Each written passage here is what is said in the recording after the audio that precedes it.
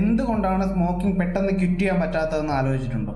Quit ചെയ്യണമെന്ന് ചിന്തിക്കണമെങ്കിൽ തന്നെ ഒരു സിഗരറ്റും കൂടെ കത്തിക്കണം. ഇപ്പൊ വലിച്ചുകൊണ്ടിരിക്കുന്ന ഈ സിഗരറ്റ് വലിച്ച് കഴിഞ്ഞിട്ട് ക്വിറ്റ് ചെയ്യാം, അല്ലെങ്കിൽ നാളെ രാവിലെയും കൂടെ വലിച്ചിട്ട്, അല്ലെങ്കിൽ അടുത്ത വെള്ളവടി പാർട്ടിയും കൂടെ കഴിഞ്ഞിട്ട് ക്വിറ്റ് ചെയ്യാം.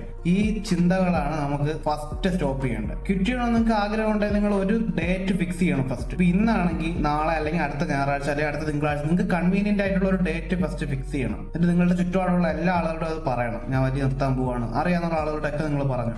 നിങ്ങൾ നിങ്ങളോട് തന്നെ പറഞ്ഞു. എന്നിട്ട് ആ ഡേറ്റിൽ നിങ്ങൾ അങ്ങ് സ്റ്റോപ്പ് ചെയ്യുന്നു. കുറച്ചാൾ ഭയങ്കര ബുദ്ധിമുട്ടായിരിക്കും, പക്ഷെ മുമ്പോട്ട് പോകുമ്പോൾ ഓരോ ദിവസം കഴിയുന്നതോറും അതെല്ലാം ഓക്കെ ആയിട്ട് വരും. ഇത് നിങ്ങൾ ഇങ്ങനെ ഒരു ദിവസം അങ്ങ് സ്റ്റോപ്പ് ചെയ്തില്ല എന്നുണ്ടെങ്കിൽ ഇതൊരു ലൂപ്പാണ്. നിങ്ങൾ ഇതിനകത്ത് കിടന്ന് ഇങ്ങനെ കറങ്ങിക്കൊണ്ടിരിക്കും. ഒരിക്കലും നിങ്ങൾക്ക് ഇന്ന് വെളി വരാൻ പറ്റത്തില്ല. ഒരു ദിവസം പെട്ടെന്ന് നിങ്ങൾക്ക് അറ്റാക്ക് വരെ, അല്ലെങ്കിൽ ക്യാൻസർ വരെ, ഇതിങ്ങനെ എന്തെങ്കിലും സംഭവിച്ചു കഴിഞ്ഞാൽ മാത്രമേ നിങ്ങൾ അത് നിർത്തത്തുള്ളൂ. അപ്പൊ നിങ്ങളുടെ ജീവിതം നിങ്ങളുടെ കയ്യിൽ തന്നെയാണ്. എത്രയും പെട്ടെന്ന് സ്റ്റോപ്പ് ചെയ്യുക. ഞാൻ എന്റെ സ്മോക്കിംഗ് ക്വിറ്റ് ചെയ്തിട്ട് ഇന്ന് 56ാമത്തെ ദിവസമാണ്. നിങ്ങൾക്ക് എന്റെ ജേർണി പങ്കുചേരാം. നാളത്തെ വിശേഷം നാളെ പറയാം. Okay, good night.